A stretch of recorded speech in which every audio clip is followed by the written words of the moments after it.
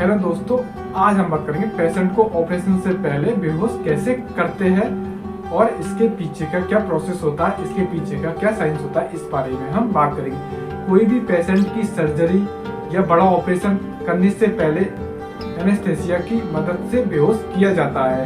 Patient को बेहोश करने से पहले क्या क्या सावधानी रखनी चाहिए, इस बारे में हम बात करेंगे। सबसे पहले पेशेंट को बेहोश करने से पहले पेशेंट के बारे में पूरी हिस्ट्री या पूरा एनालिसिस किया जाता है, जैसे कि पेशेंट की क्या पल्स रेट आ रही है, पेशेंट का क्या SpO2 है, पेशेंट के कोई रेस्पिरेशन संबंधित बीमारी तो नहीं है, उसका ब्लड प्रेशर क्या है, नॉर्मल है या अबनॉर्मल है, इस बारे में जांच की जाती है, पेशेंट की हिस्ट्री दी जाती है। जैसे कि पेशेंट का BP नॉर्मल होना चाहिए और पेशेंट का BP चेक करने के बाद में ऑपरेशन थिएटर में लेते हैं। पेशेंट की ब्लड शुगर कितनी आ रही है, पेशेंट की ब्लड शुगर नॉर्मल है या हाई है या डायबिटिक पेशेंट है, इस बारे में सारी जानकारी लेते हैं। पेशेंट डायबिटिक पेशेंट के थायराइड है या नहीं, ऐसी जांचें होती है।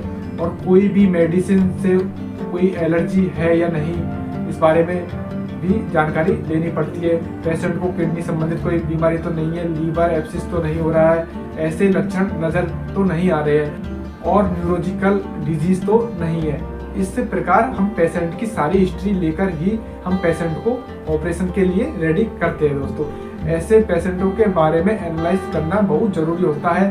पेशेंट की हिस्ट्री क्या है, पेशेंट की क्या हिस्ट्री रही है, वो हम सारा एनालाइज करने के बाद में ही पेशेंट को ऑपरेशन थिएटर में लेते हैं। अब दोस्तों हम बात करते हैं इन सब एनालिसिस करने के बाद में फिर पेशेंट को सर्जरी के लिए तैयार किया जाता है।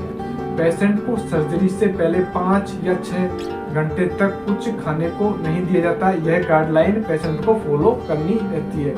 दोस्तों, एनेस्थीसिया कब दिया जाता है और कहां पर दिया जाता है? जब पेशेंट ऑपरेशन थिएटर में आ जाता है तो एनेस्थेटिक द्वारा एनेस्थीसिया दिया जाता है। जब ऑपरेशन से कुछ टाइम पहले ही एनेस्थीसिया दिया जाता है।